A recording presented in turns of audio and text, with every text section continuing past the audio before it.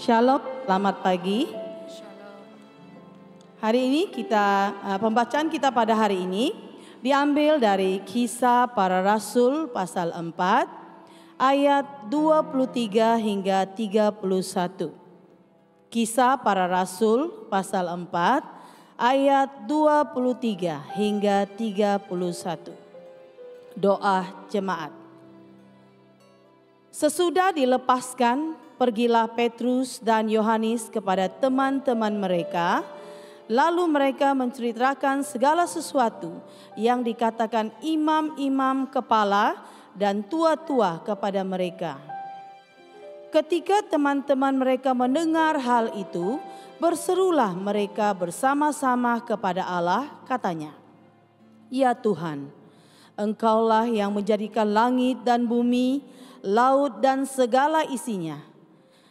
Dan oleh Roh Kudus dengan perantaran hamba-Mu Daud, Bapa kami, Engkau telah berfirman, mengapa rusuh bangsa-bangsa, mengapa suku-suku bangsa mereka-reka perkara yang sia-sia? Raja-raja dunia bersiap-siap dan para pembesar berkumpul untuk melawan Tuhan yang diurapinya. Sebab sesungguhnya telah berkumpul di dalam kota ini Herodes dan Pontius Pilatus berserta bangsa-bangsa dan suku-suku bangsa Israel melawan Yesus hamba-Mu yang kudus, yang Engkau urapi untuk melaksanakan segala sesuatu yang telah Engkau tentukan dari semula oleh kuasa dan kehendak-Mu. Dan sekarang, ya Tuhan, lihatlah bagaimana mereka mengancam kami, dan berikanlah kepada hamba-hamba-Mu keberanian untuk memberitakan firman-Mu. Ulurkanlah tangan-Mu untuk menyembuhkan orang, dan adakanlah tanda-tanda dan mujizat-mujizat oleh nama Yesus hamba-Mu yang kudus." Dan ketika mereka sedang berdoa, goyanglah tempat mereka berkumpul itu, dan mereka semua penuh dengan Roh Kudus. Lalu mereka memberitakan firman Allah dengan berani. Inilah firman Tuhan. Syukur kepada Allah. Ya Bapa, datanglah di tengah-tengah kami. Lawatlah kami saat ini ya Tuhan. Sementara kami mendengar pesan-pesan daripada Tuhan sendiri lewat firman-Mu, Roh Tuhan bekerja di tengah-tengah kami, memberi kami pengertian akan kebenaran firman-Mu, dan biarlah hati kami penuh dengan sukacita dan semangat yang baru di dalam pimpinan Roh Tuhan sendiri.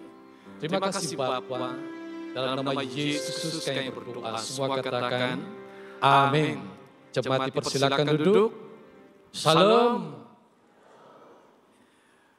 Pada pagi hari ini kita akan meneruskan khotbah mengenai misi ataupun penginjilan. Sementara kita bersiap-siap untuk merayakan perayaan Natal yang tidak lama lagi menjelang tiba. Nah, petikan yang diambil adalah daripada Kisah Para Rasul pasal 4 ayat 23 hingga ayat 31. Kisah Para Rasul pasal 4 ayat 23 hingga ayat 31 dengan tajuk yang diberi "Datanglah dan jadilah berani". Bersama dengan saya 1, 2 mula. Datanglah dan jadilah berani. Saudara yang kasih dalam Kristus, menjelang perayaan Christmas, waktu kami di Kota Kinabalu sudah ada beberapa supermarket yang menyanyikan ataupun memutarkan lagu-lagu Natal. Kita agak ketinggalan sedikit, tetapi hati kita sudah di depan. Ada amin. Nah, menjelang perayaan Christmas ini bukan sekedar perayaan ataupun persiapan hati kita untuk merayakannya bersama-sama dengan keluarga. Lebih daripada itu, kita terpanggil untuk mempersiapkan hati kita, membawa berita baik kepada jiran-jiran kita, tetangga-tetangga kita, atau kenalan-kenalan kita, bahwa Yesus Kristus telah lahir sebagai Tuhan dan Juru Selamat kita secara pribadi.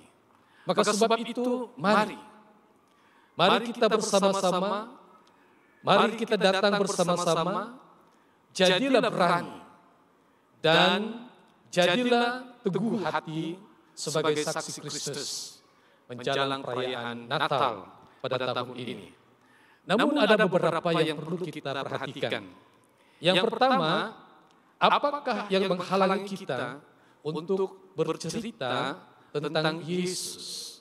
Nah, saudara, tentu ini menjadi satu persoalan dalam pikiran kita. Apakah cabaran-cabaran, apakah halangan-halangan bila kita menyaksikan tentang Yesus Kristus sebagai Tuhan dan Juru Selamat kita? Nah, pertama kita lihat dalam Kisah Rasul pasal 4 ayat 23. Sesudah dilepaskan, pergilah Petrus dan Yohanes kepada teman-teman mereka. Lalu mereka menceritakan segala sesuatu yang dikatakan imam-imam kepala dan tua-tua kepada mereka. Nah, dari ayat yang sebelumnya diberitahukan kepada kita, rupa-rupanya Yohanes dan Petrus ini ditahan. Mereka ditanya dengan berbagai soalan. Mengapa mereka memberi kesaksian tentang nama Yesus dari Nazaret itu? Saudara yang kasih dalam Kristus, mereka menghadapi halangan bila mereka menyaksikan tentang Yesus sebagai Tuhan dan Juru Selamat kepada bangsa itu dan juga kepada bangsa-bangsa yang lain. Nah, dari ayat ini kita melihat halangan itu pertama-tama orang yang tidak mengenal Yesus ataupun tidak percaya kepada Yesus. Nah, kita lihat dalam Kisah Rasul pasal 4 ayat 21. Dengan berbagai peraturan dan ancaman, para imam-imam kepala dan pemimpin-pemimpin Yahudi coba menghalang-halangi dua rasul ini, yaitu Yohanes dan Petrus.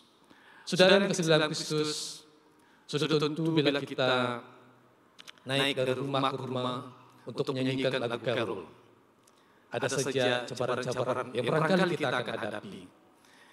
Nah, pengalaman kami ketika kami mengadakan lawatan caroling dari rumah ke rumah di daerah pedalaman, yang sebenarnya sungguh baik karena itu salah satunya perayaan yang jarang-jarang mereka rayakan pada waktu itu. Tetapi ada yang sengaja tutup pintu, bahkan ada yang sengaja lepaskan anjing yang garang. Dan ini bukan hanya menakutkan, tetapi cukup bahaya kalau digigit oleh anjing yang garang pada waktu itu. Tetapi kami tidak patah hati, kami terus melawat dari rumah-rumah untuk memberitakan siapakah Yesus yang telah lahir di kota Bethlehem. Bukan hanya seperti anjing yang dilepaskan secara sengaja, tetapi kami juga jalan kaki, naik bukit, turun bukit, dan melalui danai-danai yang cukup mencabar, ada hujan. Saudara tahu di daerah pedalaman itu tidak ada kereta, jalan kaki, kadang-kadang sampai jam 2 pagi subuh baru pulang. Nah, ini adalah satu semangat untuk memberitakan kabar baik. Tetapi pasti ada halangan-halangan. Saudara yang kasih dalam Kristus, mari datanglah dan jadilah berani. Ada amin? Nah, yang kedua, apakah yang menghalangi kita untuk bercerita tentang Yesus? Nah, kemungkinan itu daripada diri kita sendiri. Contohnya, kita ada keraguan-raguan. Apakah Tuhan menyertai kita? Apakah Tuhan memimpin kita? Bolehkah kita bercerita dengan baik? Siapakah Yesus itu sebagai Tuhan dan Juru Selamat kita? Mungkin kita tidak berani. Kenapa kita tidak berani? Mungkin orang yang kita naiki itu ataupun keluarga yang kita kunjungi itu adalah orang yang berkenamaan, mempunyai kedudukan dalam sosial. Sedangkan kita ini siapa? Kita ada satu kerendahan diri dan kita tidak mau datang ke rumah itu untuk memberitakan Injil. Saudara yang sekalian dalam Kristus, selain daripada itu mungkin kita bilang, saya ini tidak ada pendidikan. Orang itu lebih pintar. Nanti satu saya cakap, dia akan soal saya 5 soalan. Mana boleh saya jawab? Ya, jadi ini berbagai soalan yang timbul dalam pemikiran kita yang akan menghalangi kita bercerita ataupun bersaksi tentang siapakah Yesus Kristus Tuhan dan Juru Selamat kita. Nah, mari kita lihat dalam Kisah Para Rasul pasal 4 ayat 13. Kisah Rasul pasal 4 ayat 13. Mari kita baca bersama-sama. 1, 2 mula.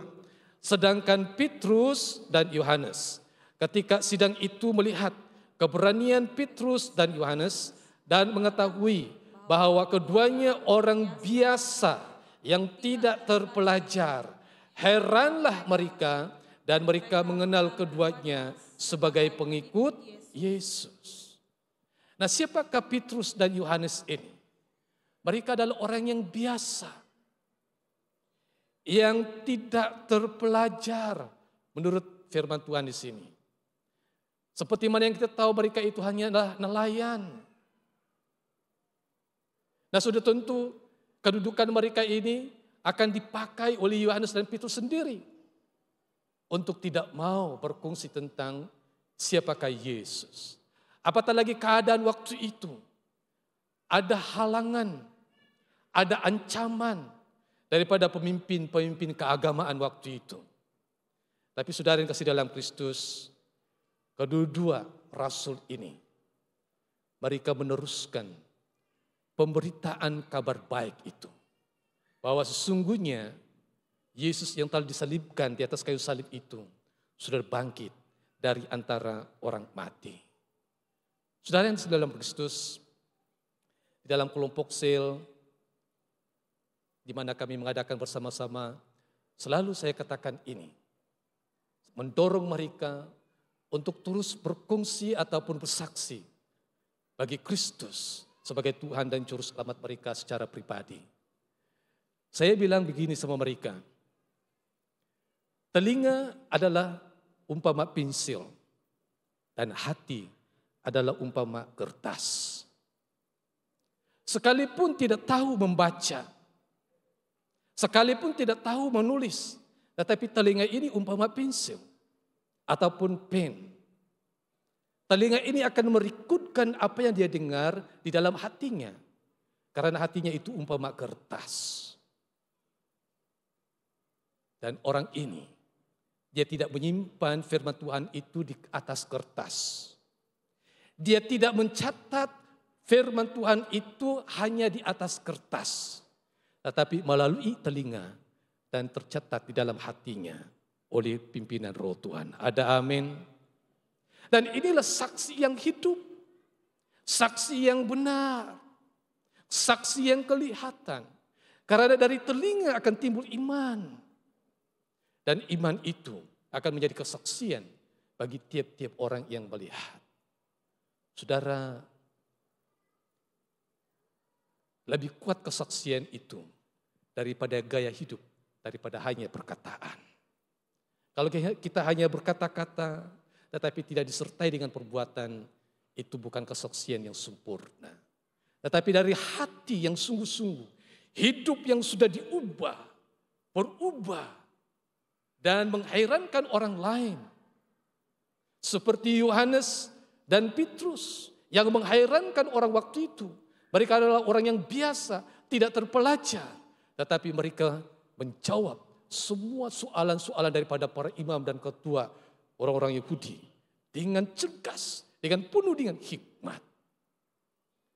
Sebab itu saudara yang kasih dalam Kristus, utamanya kepada bapak-bapak, ibu-ibu, dengan izin, kesaksian kita itu bukan terletak pada berapa tinggi sekolah kita, tetapi dari hati kita yang menerima firman Tuhan itu, dari hati kita yang sungguh mengasihi Yesus, mengikut Yesus, dan menjadi saksi hidup bagi Kristus. Yang kedua, kita datang bersama-sama, kita menjadi berani bersama-sama, dan kita lakukan bersama-sama dengan kekuatan daripada Tuhan. Kita akan mengalami penerubusan di dalam kesaksian kita. Nah, kebelakangan ini statistik perangkaan kehadiran jemaat kita itu tidak meningkat. Turun naik. Kadang-kadang 500, kadang-kadang 600, kadang-kadang 700, kadang-kadang 800, kemudian turun lagi 500, 600. Tidak ada peningkatan yang ketara. Jadi ada sesuatu yang sedang terjadi di tengah-tengah kita. Jadi pertanyaannya ialah, apakah kita terus menjadi saksi bagi Kristus ataupun melakukan pekerjaan penginjilan? Mari pada musim Christmas ini kita melakukan satu penerubusan, yaitu sekurang-kurangnya kita menjadi saksi kepada tetangga kita ataupun teman-teman kita untuk datang kepada Kristus. Nah, bagaimana kita boleh mengalami penerubusan? Di dalam ayat 24 hingga ayat 30. Ketika teman-teman mereka mendengar hal itu, berserulah mereka bersama-sama kepada Allah. Katanya, "Ya Tuhan, Engkaulah yang menjadikan langit dan bumi, laut dan segala isinya." Pertama kita ingat apa yang Tuhan Allah telah lakukan. Menurut ayat di sini, jemaat yang masih kecil pada waktu itu, jumlahnya yang masih sedikit, mereka coba mengingati apa yang Tuhan Allah, nenek moyang mereka, Allahnya Abraham, Ishak dan Yakub. Mereka mengingat bahwa Tuhan yang disembah oleh Abraham itu, Tuhan itulah yang telah menciptakan langit dan bumi. Tidak ada Tuhan yang lebih berkuasa selain daripada Allah yang dikenal oleh nenek moyang mereka. Sebab itu mereka berdoa di sini, "Ya Tuhan, Engkaulah yang menjadikan langit dan bumi, laut dan segala isinya." Jadi artinya mereka mengikut Tuhan, bukan Tuhan yang sembarangan. Mereka mengikut Tuhan, bukan diwah yang biasa-biasa.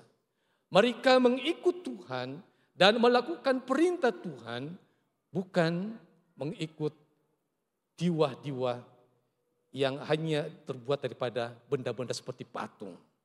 Tetapi ini adalah Allah yang mereka kenal, Allah yang hidup, yang telah menuntun umat Israel keluar daripada Mesir, yang telah memberi makan mana dan juga memberi daging puyuh dan juga menguakkan laut teberau, dan sehingga orang-orang Israel berjalan di atas tanah yang kering menyeberang laut teberau pada waktu itu. Inilah Allah yang mereka kenal. Sebab itu mereka punya keyakinan dalam memberitakan kabar baik pada waktu itu. Nah, sama dengan kita hari ini. Allah yang kita kenal adalah Allah yang sama. Ada amin? Allahnya yang disembah oleh Abraham, Allahnya yang disembah oleh Ishak, Allahnya yang disembah oleh Yakub. Dialah Allah yang telah menjadi manusia, Yesus Kristus yang telah mati di atas kayu salib. Yesus sudah bangkit, Yesus hidup, Dia berjanji Dia akan datang kembali. Dan ada banyak lagi cerita daripada Alkitab tentang siapakah Yesus. Dan saudara sudah kenal siapakah Yesus.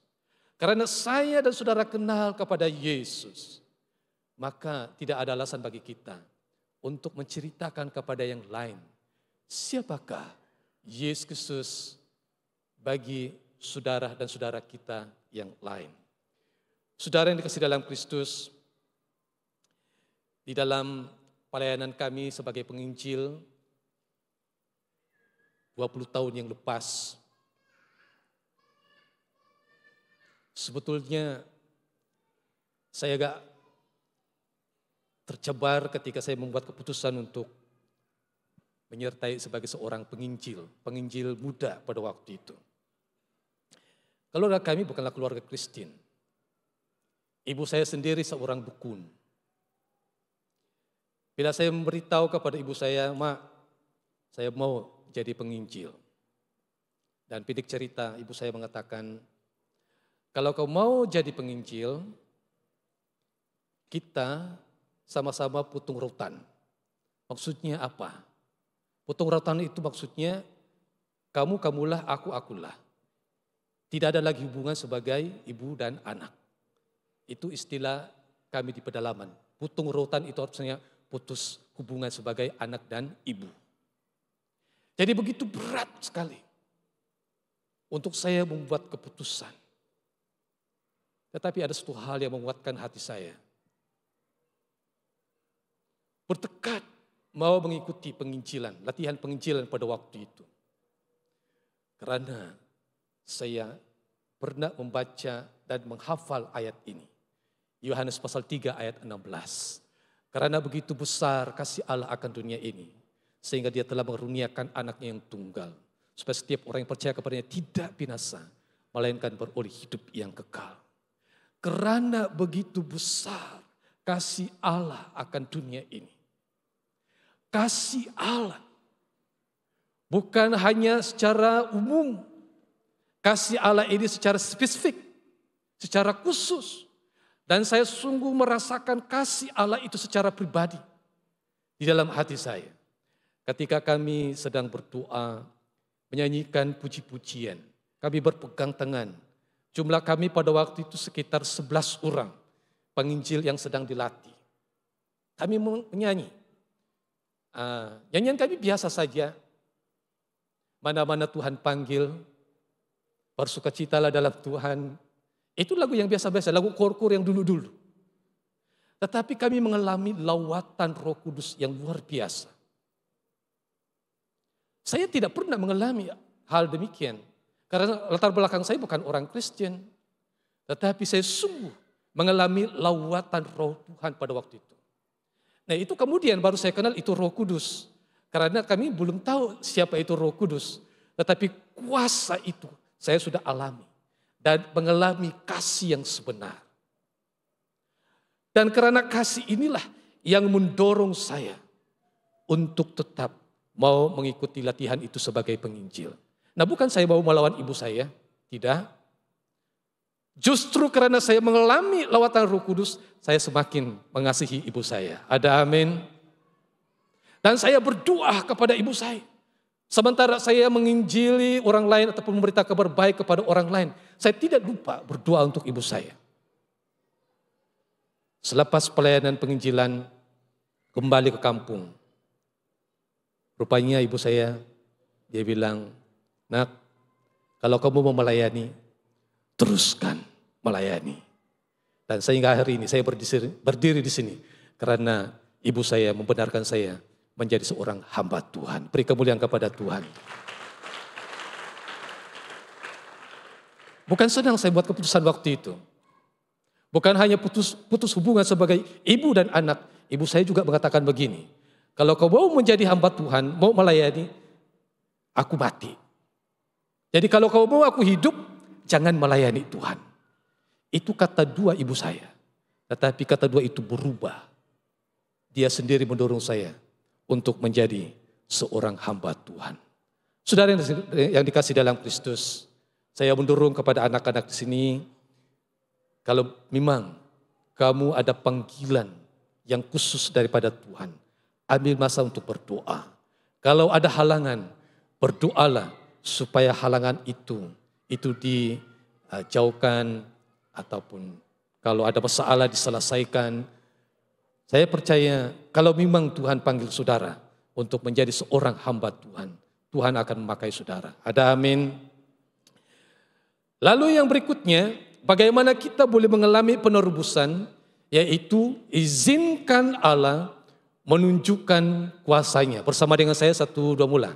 Izinkan Allah menunjukkan kuasanya. Kisah Rasul pasal 4 ayat 29 hingga ayat 30. Firman Tuhan demikian. Dan sekarang ya Tuhan, lihatlah bagaimana mereka mengancam kami, dan berikanlah kepada hamba-hambamu keberanian untuk memberitakan firman-Mu. Ulurkanlah tangan-Mu untuk menyembuhkan orang, dan adakanlah tanda-tanda dan mukjizat-mukjizat oleh nama Yesus, hamba-Mu yang kudus.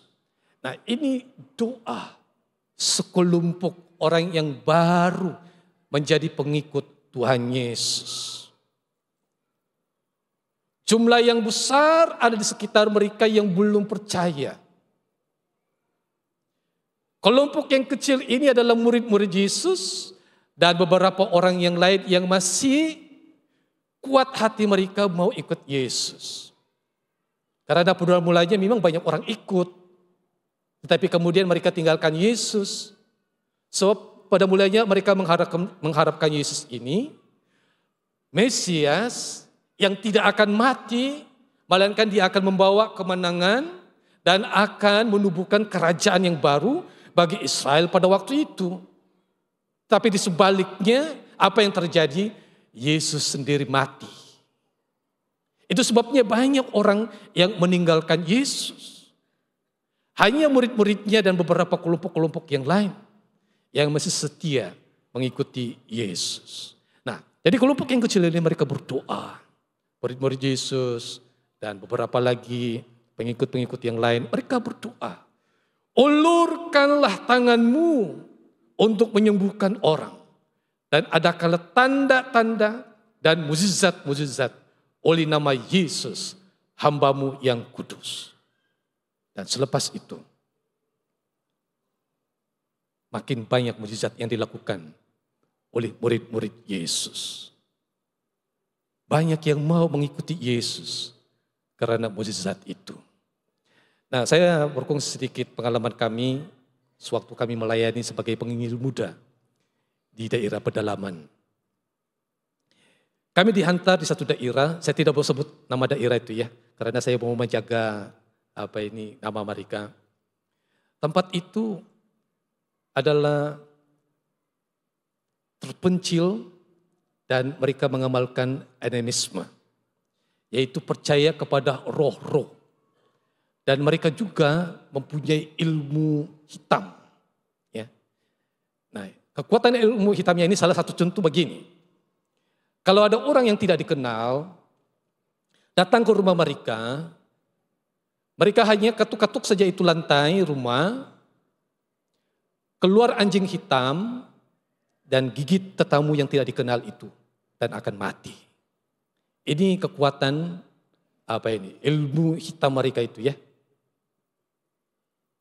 Nah, ada banyak lagi, tapi saya tidak mau ceritakan yang lain-lain itu ya. Ya, lebih baik kita memuliakan nama Tuhan. Ada amin.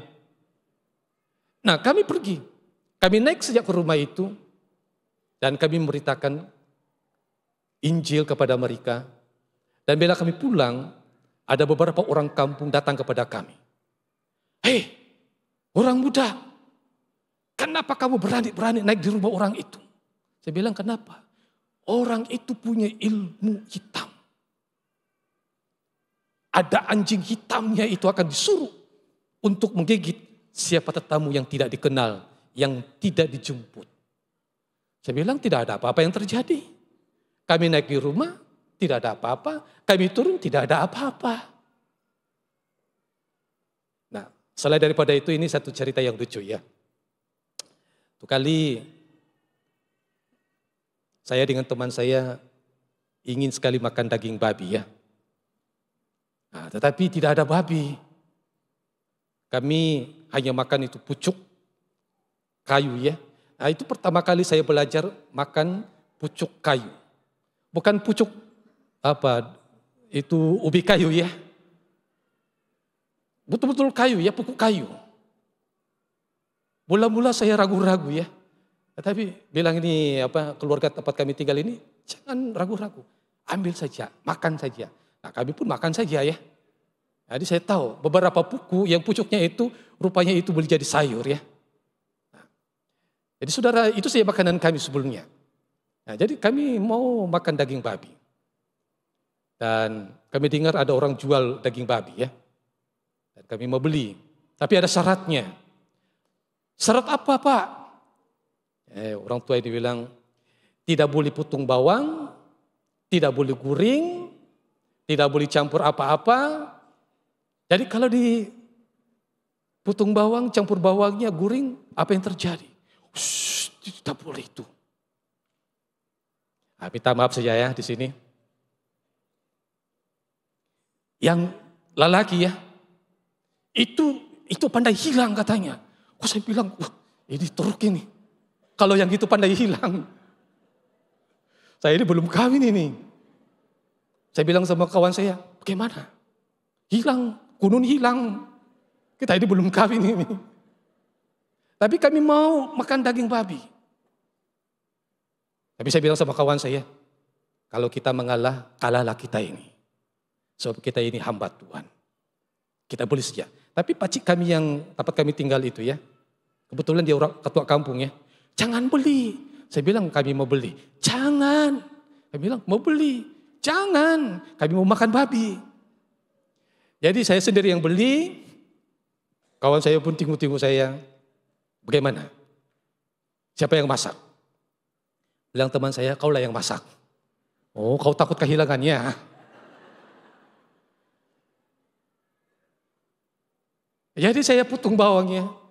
Waktu saya putung bawang, saya nyanyi satu lagu. Dalam nama Yesus, dalam nama Yesus.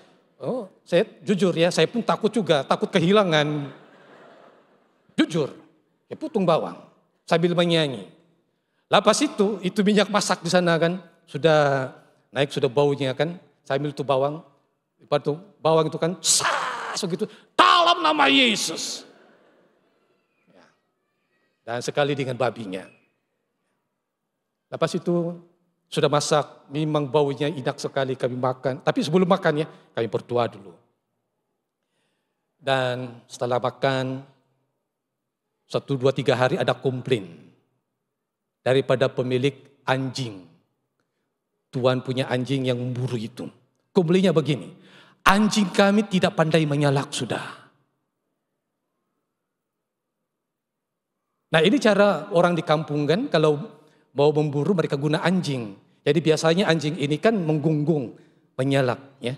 Kalau ada babi. Tapi kali ini ada komplain daripada orang itu, anjing kami tidak pandai menyalak. Kami tidak mau lagi jual babi sama kamu.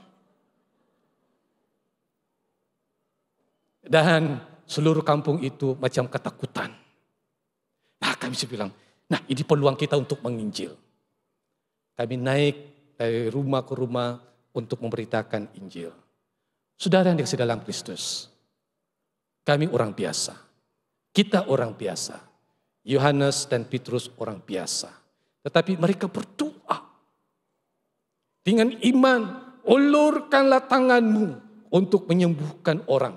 Dan adakanlah tanda-tanda dan mukjizat oleh nama Yesus, hamba-Mu yang kudus.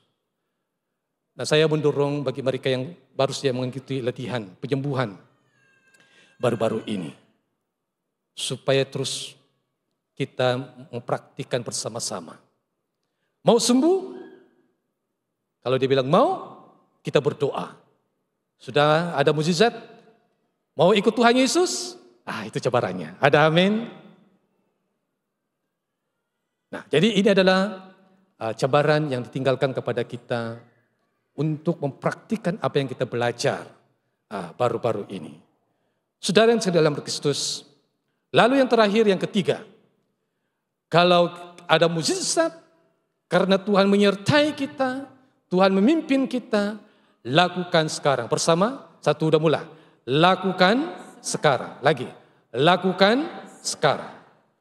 Nah, bila waktunya yang baik untuk kita bertindak, yaitu setelah kita meminta penyertaan dan pimpinan Tuhan.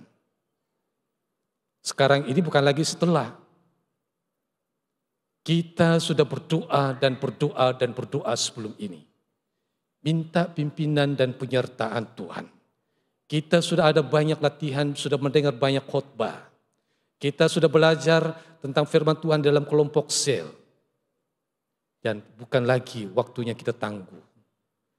Sekarang kita lakukan pemberitaan Injil itu.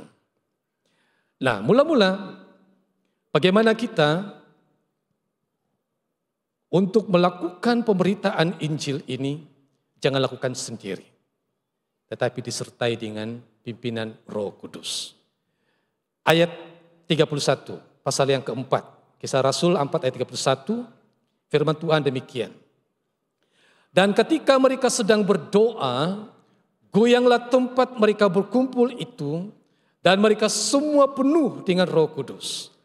Lalu mereka memberitakan firman Allah dengan berani. Ya. Saudara, benar, bila kita memberitakan kabar baik tanpa sendirian, melainkan Roh Tuhan menyertai kita, kita mempunyai satu perasaan sukacita. Ada damai di hati kita. Ya, kita ada takut, tetapi damai itu lebih menguasai daripada perasaan takut itu. Sukacita itu lebih menguasai daripada perasaan takut itu. Dan karena kita mengasihi Tuhan, hati yang sama yang mengasihi itu, kita mengasihi saudara kita. Dan kita memberitakan Injil kepada mereka. Dan saudara, ada hal-hal yang ajaib yang menyertai. Nah, sekali lagi saya mau kongsikan pengalaman kami ketika kami menginjili di daerah pedalaman. Nah, waktu itu setelah kami pulang daripada pelayanan, tiap-tiap malam itu kami menyanyi dengan gitar apa yang kami panggil sana gitar kapuk. Nah, saya tidak tahu kamu tahu itu atau tidak, ya. Gitar kapuk yang gitar yang kecil saja. Jadi kami menyanyi. Selepas makan dan sebelum tidur kami menyanyi, memuji Tuhan. Nah, salah satu lagunya ialah Mana-mana Tuhan Panggil. Nah, itu lagu kami. Dan kami berdoa. Dan kami rasakan kehadiran Tuhan. Kami tinggal di satu rumah yang kecil saja. Kalau kami baring, itu lebih kurang setengah kaki. Kaki kami keluar daripada tempat tidur itu. Nah, jadi besarnya rumah itu kira-kira hanya 5 kaki saja. Dan di bawah rumah itu ya, itu ada babi rumah dipelihara. Jadi orang tinggal di atas, babi tinggal di bawah. Jadi kadang-kadang kalau kami tidur itu babi rumahnya ngok, bangun lagi. Kalau hari ini himpun yang kasih bangun kan. Tapi zaman kami waktu itu bukan himpun yang kasih bangun, belum ada handphone ya. Tapi bunyi babi ngok. Ya. Jadi setiap malam kami berdoa, kami menyanyi, dan apa yang berlaku dalam penginjilan kami. Orang kampung ribut. Jadi saya tanya ini ketua kampung, kenapa Pak? Apa yang terjadi? Katanya di atas bukit itu ada satu puku arah. Bila ditetak akarnya keluar darah. Saya bilang, Pak, betulkah? Memang keluar darah? Betul, darah. Jadi apa di dalam puku itu? Itu adalah pusat penyembahan.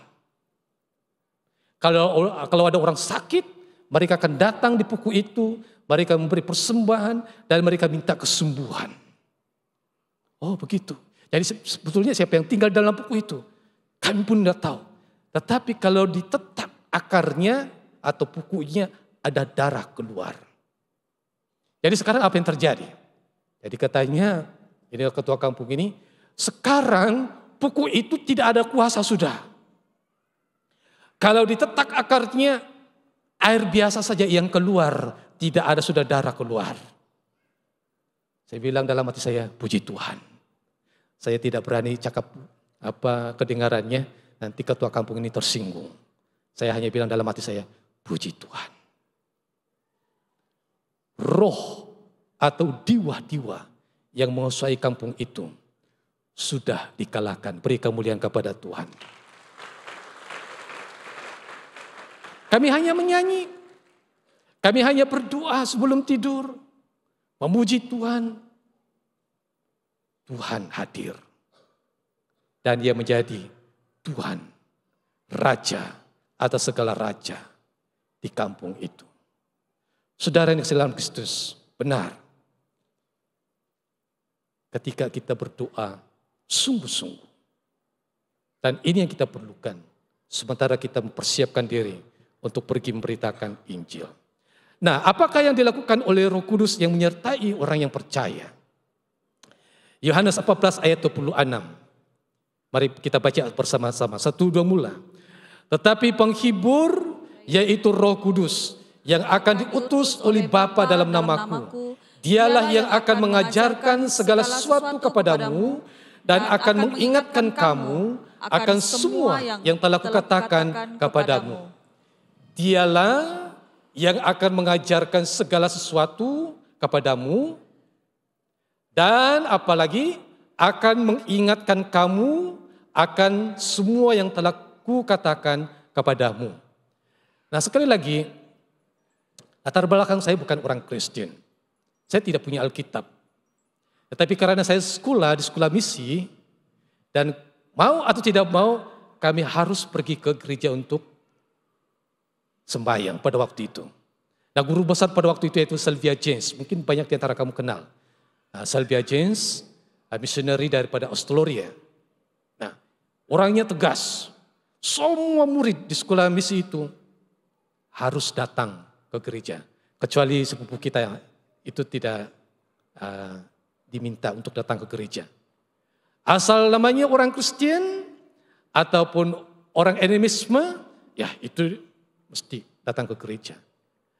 Nah, waktu saya datang ke gereja, saya ambil kesempatan. Saya bilang sama teman saya, kawan, boleh pinjam kalau kitabmu? Boleh. Boleh saya baca? Saya baca. Nah, tiap ada kesempatan, saya pinjam Alkitabnya, saya baca. Nah, saya tidak tahu itu bergunakah atau tidak berguna untuk saya. Saya hanya baca. Dan sedikit sebanyak saya ada pengetahuan tentang Injil. Nah, ketika saya berada di lapangan penginjilan, saya ingat kembali apa yang saya baca di bangku sekolah. Tuhan ingatkan saya. Dan bila ada soalan-soalan daripada orang-orang yang kami injili, itu saya dapat jawab. Itu bukan karena kecerdasan akal saya. Tetapi betul, benar apa yang tercatat dalam ayat ini. Dialah yang akan mengajarkan segala sesuatu. Dia yang akan mengingatkan kamu akan semua yang telah kukatakan kepadamu. Ini benar. Saya juga menyaksikan ibu-ibu yang tidak ada pendidikan. Kerjanya hanya suri rumah tangga saja. Tetapi begitu pintar dia menginjili orang lain. Sebab, seperti yang saya katakan tadi, telinganya adalah pensil, hatinya apa? Kertas. Dia menjadi penginjil yang hidup. Sebab Roh Tuhan menyertai dia. Demikian juga dengan kita. Saya mendorong supaya kita bersama-sama sebagai keluarga Allah untuk menjadi saksi bagi Kristus. Khususnya menjelang perayaan Christmas pada tahun ini. Yang berikutnya, bila kita lakukan sekarang, lakukanlah dengan berani. Ya. Yohanes 16 ayat 13. Tetapi apabila ia datang, yaitu Roh kebenaran, ia akan memimpin kamu ke dalam seluruh kebenaran. Sebab ia tidak akan berkata-kata dari dirinya sendiri. Tetapi segala sesuatu yang didengarnya, itulah yang akan dikatakannya. Dan ia akan memberitakan kepadamu hal-hal yang akan datang. Dan sekali lagi, kita bukan sendirian. Yesus sudah pernah berdoa sebelum ini. Aku akan meminta seorang penolong yang menyertaimu. Aku tidak membiarkan kamu sebagai anak yatim piatu. Jadi artinya ada pribadi yang tak kelihatan tetapi kita rasakan kehadirannya yang menyertai kita, dan itulah Roh Kudus. Roh Kudus itu membuatkan kita berani. Berani bukan apa? Berani karena kasih yang sangat mendalam, besar di dalam hati kita. Mau kongsikan berita baik itu kepada mereka. Saudara yang kasih dalam Kristus, sebetulnya waktu kami melayani di daerah pedalaman, untuk pergi ke tempat kampung itu bukan senang. Pernah satu kali waktu malam kami harus menyeberang jembatan gantung. Nah, saya tidak tahu saudara kenal ini jembatan gantung ataupun tidak. Hanya kira-kira sebesar tapak tangan saya ini, titiannya ya, titian ya, ngam ya, betul ya, titian. Tempat untuk apa? Menyeberang, titian. Ya. Hanya sebesar tapak tangan. Dan ada apa ini? Rotan untuk berpegang, tempat bergayut. Nah, kami jalan tengah malam. Nah, kebetulan penumpang kami ini ada seorang yang mabuk. Jadi penumpang-penumpang yang lain bilang begini, biarkan saja orang mabuk ini tinggal di tengah-tengah hutan. Tiwas dia, kenapa dia minum, mabuk. Saya bilang enggak boleh. Kasihan dia. Dan apa yang saya buat, saya tolong angkat dia, orangnya lebih besar daripada saya. Nah, saya bukan berpikiran bodoh pada waktu itu, saya tahu titian itu hanya sebesar tapak tangan. Dan di bawah itu ada batu yang besar. Itu ketinggiannya lebih kurang hampir 20 kaki, 30 kaki. Ketinggian dia. Kalau jatuh, kepala terhempas di batu, selesai. Tapi saya kasihan kepada orang mabuk ini. Saya pegang tangannya dan kami menyeberang sama-sama. Saya pun tidak tahu bagaimana kami boleh menyeberang di seberang. Sampai saya di seberang, saya bilang sama Tuhan, puji Tuhan, selamat. Dan kami naik kendaraan terus berjalan kaki menuju ke kampung di tempat yang kami tujui. Saudara yang dalam Kristus, mengapa kita berani menghadapi kemungkinan-kemungkinan yang bahaya? Sebab kasih kita kepada seseorang itu. Kasih inilah yang mendorong kita untuk memberitakan kabar baik. Seperti mana firman Tuhan dalam Yohanes pasal 3 ayat 16. Karena begitu besar kasih Allah akan dunia ini. Sehingga dia telah mengaruniakan anaknya yang tunggal. Supaya setiap orang yang percaya kepadanya tidak binasa. Melainkan beroleh hidup yang kekal. Sama. Karena begitu besar jemaat Saint Patrick. Mereka tidak ragu-ragu. Mereka berani memberitakan kabar baik. Sebab mereka tidak sanggup melihat tetangga mereka masuk ke neraka. Ya, gitu ya. Kita mengasihi. Nah, memanglah di Malaysia ini saya tahu ada peraturan-peraturan. Tetapi yang paling tidak pada musim Christmas ini, mari kita menjadi saksi yang baik. Nah, saya mau katakan ini dengan berani ya. Kalau kamu tersinggung, puji Tuhan. Kalau kamu tersinggung, ini baik untuk kamu. Nah begini, biasanya kalau di daerah pedalaman, ya tidak mau sebut kampung-kampungnya ya.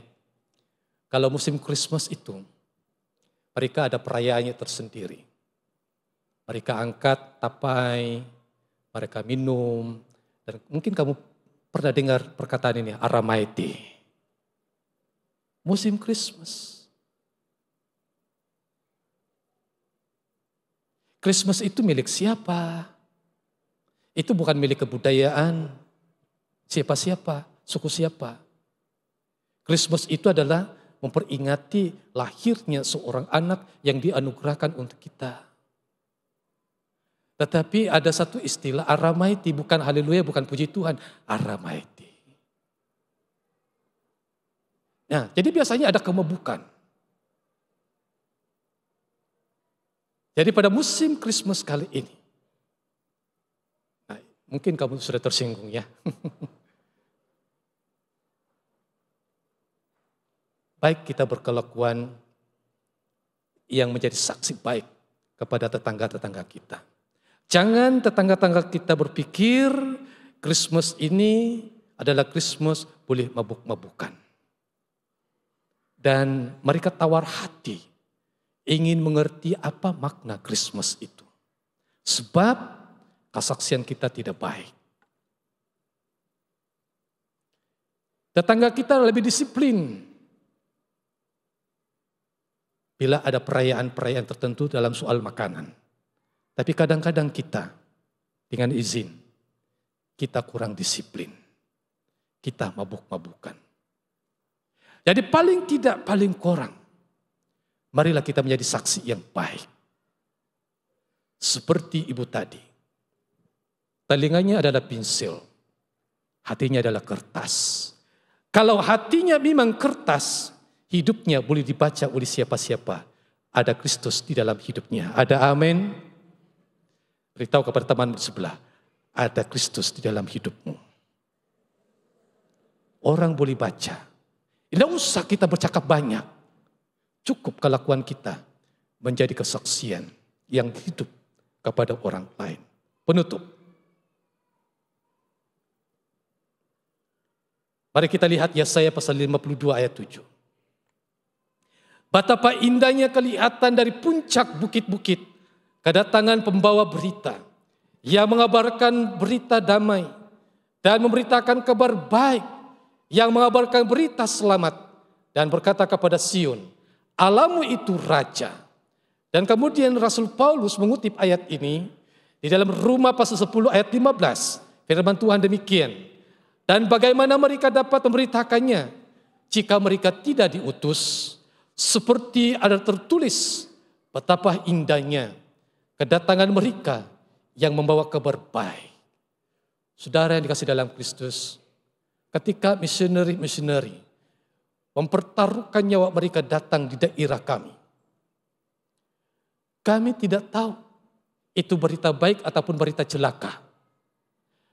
Tetapi kalau yang datang itu orang putih, itu sudah ada kebencian di dalam hati kami. Sama orang putih. Tahu orang putih? Misioneri dari barat. Atau misioneri daripada Australia. Sebab cukup berbekas dalam hati kami.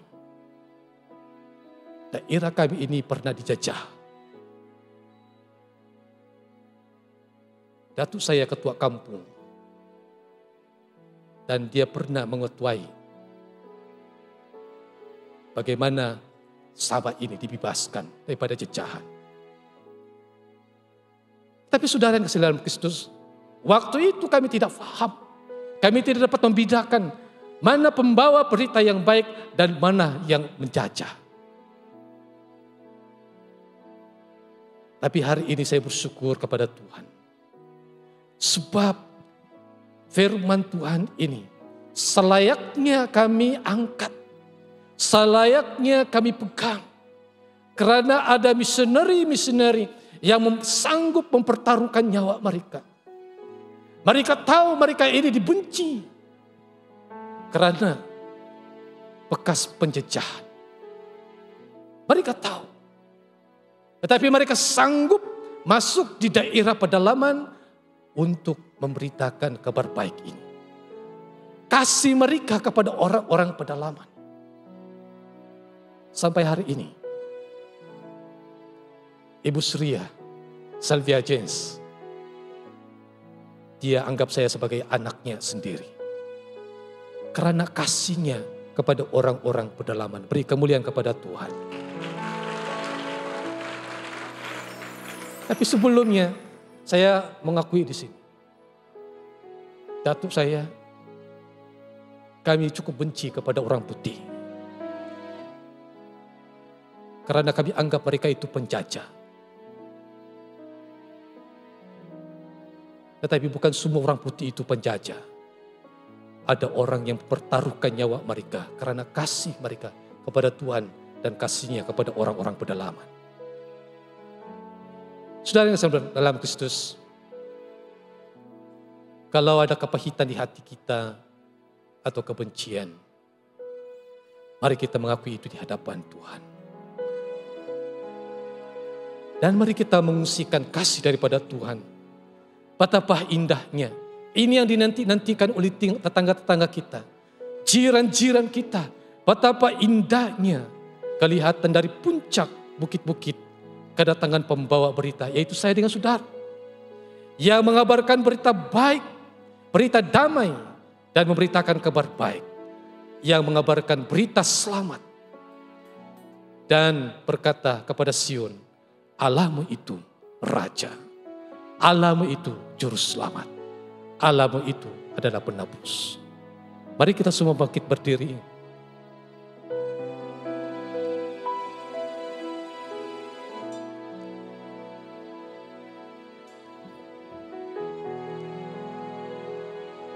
Bapa di surga, kami mengucap syukur sebab firman-Mu mengingatkan kepada kami mengenai tanggung jawab yang Kau berikan kepada kami menjadi saksi bagi Kristus. Sekalipun kami sebelumnya kami tidak layak, tetapi Engkau melayakkan kami dan memberi kami tugasan yang mulia ini untuk berkongsi mengenai kasih-Mu. Berkati kami semua ya Tuhan. Berkati semua jemaat-Mu di sini Bapa. Roh Kudus-Mu menyertai kami. Memberi kami keberanian. Memberi kami hikmat. Memberi kami kuasa untuk memberitakan Injil-Mu.